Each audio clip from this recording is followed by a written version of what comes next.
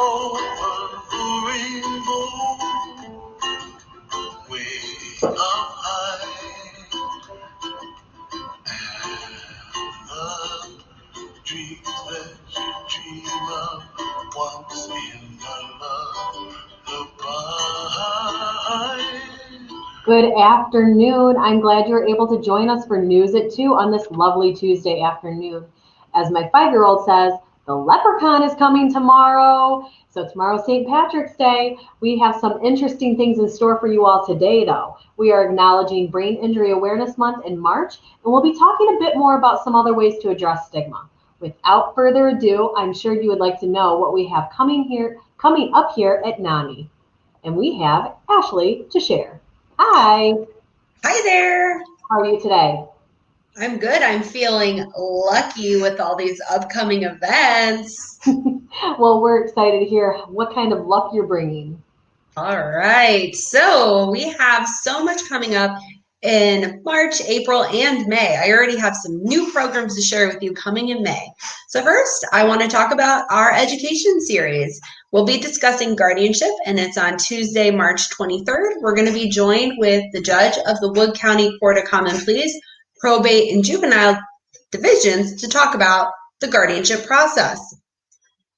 We already have our next education series planned too for Wednesday, May 19th. We're going to be discussing planning for the financial future of individuals with mental health conditions, such as stable accounts and estate planning. An upcoming community event that I want to share is Mental Health First Aid. It's going to be a two-parter on Wednesday, April 28th, and Thursday, April 29th. Mental Health First Aid teaches a 5-step action plan of how to respond when someone's developing mental health symptoms or when they're in crisis. The course involves pre-work done before the class and then a Zoom-led class with an instructor. If you want to learn more about how to support a loved one with a mental health condition, I encourage you to attend Family to Family. It's coming soon, starting March 29th. In the class, you learn how to support a loved one with a mental health condition, and the audience is intended for family members, caregivers, and other friends. If you're a person living with a mental health condition, I encourage you to attend our peer-to-peer class. The class helps individuals understand themselves and their recovery. Our next class starts Monday, May 3rd. Also, I want to extend a special congratulations. We just finished or are finishing on Saturday our NAMI Basics class. So thank you for those that attended that program and your commitment to yourself, your family, and your child. So those are your upcoming events. Thanks for those updates. Basics, yeah, it's been a really fun course. Like Ashley said, we would love for you to join us for something in the future. So be sure to check that out online. Brain injury awareness and what that means is brought to you by Bree. Hi, Bree. Hi, Jessica. I'm really excited to share today. Good, we're excited to hear. Like Jessica said, this week's topic of discussion for Did You Know is some information to help raise brain injury awareness.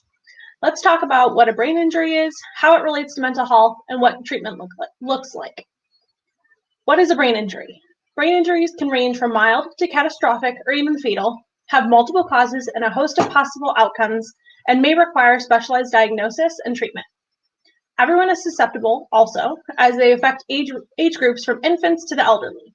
The bottom line is that brain injury is complex and its manifestations, typically not physically visible or apparent, are often unique to the individual. How does it relate to mental health?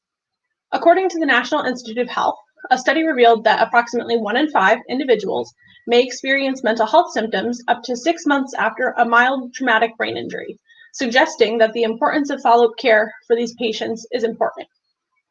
Scientists also identified factors that may increase the risk of developing post-traumatic stress disorder or major depressive disorder following a mild TBI or a concussion. These risk factors included things like having a history of mental illness and the context in which the TBI occurred. So was it a sports-related injury? Was it the result of a physical altercation? Things like that. What can treatment look like for TBIs? Anyone with signs of moderate or severe TBI should receive medical attention as soon as possible. Because little can be done to reverse the initial brain damage caused by trauma, medical personnel try to stabilize an individual with TBI and focus on preventing further injury. Moderate to severe injured patients receive rehabilitation that involves individually tailored treatment programs in the areas of physical therapy, occupational therapy, speech and language therapy, psychology and psychiatry, and social support. Click the link in our comments to go to the Brain Injury Association of Michigan's website to learn more about TBIs. That is all for today's Did You Know segment.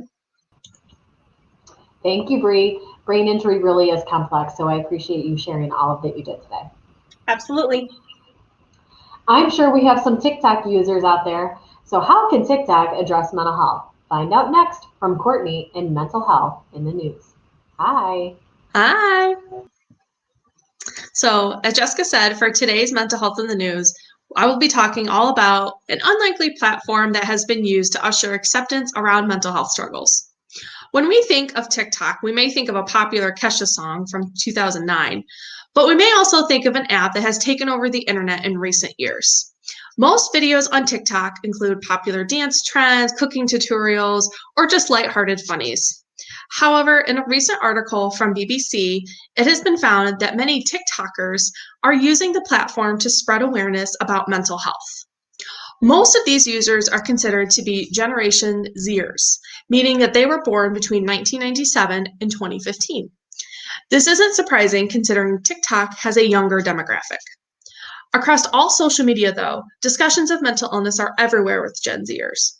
A 2018 Pew Research Center report showed that 1/3 of 13 to 17-year-olds surveyed regularly posted their feelings on social media, with being exceptionally the case with TikTok, where Gen Zers reportedly make up about 60% of the platform's billion-plus users globally. Researchers say that this shift in talking about mental illness is good timing, mainly because mental health is more of a concern for Gen Z and millennials, since it is reported that their mental health is disproportionately worse than older generations. However, some studies share that baby boomers have tendency to, quote, brush off mental health problems and could be suffering in silence. Publicly addressing mental health has historically been a taboo, but Gen Z is posting away despite prospects of discrimination and ramifications from telling the world about their feelings. While social media has been a place where mental health could worsen, this is not the case for TikTok. Instead, it has created a space to discuss mental health in a vulnerable and supportive way. If you want to read more about the BBC article on TikTok and mental health, you can visit the link that's in the comments. That is your Mental Health in the News for today. Thank you, Courtney. I really do enjoy those TikToks that talk about all those mental health related topics. Yeah, they're so informative. And fun. Because we discussed brain injury awareness, Shari is going to share some activities that we have found helpful to stimulate our brains. Hi, Shari. Hi. Today I'm going to talk about keeping your mind sharp. Whether it is your age, medication, or a brain injury, there are things that we can do to keep our minds sharp. Bake cookies or some other dish that you need to follow the recipe. After a brain injury, you can be left with profound confusion. Follow small instructions can help connect your thoughts. Crossword puzzles and any other word games can improve memory and brain function in older adults. It also improves mental functions after a stroke or a brain injury. If it is numbers you like to play, Sudoku. Or there is also Luminosity for brain training and sharpening your skills. I enjoy playing Cody Cross before bed, which is a trivia game that really dusts the brain cells off. Whatever you do, keep your mind sharp. Have a great day and happy St. Patrick's Day tomorrow. Thank you. Thanks for all those great tips, Shari. And thank you everybody for watching. We hope you can join us next Tuesday at 2. And if you celebrate St. Patrick's Day, please do so safely. So until next week,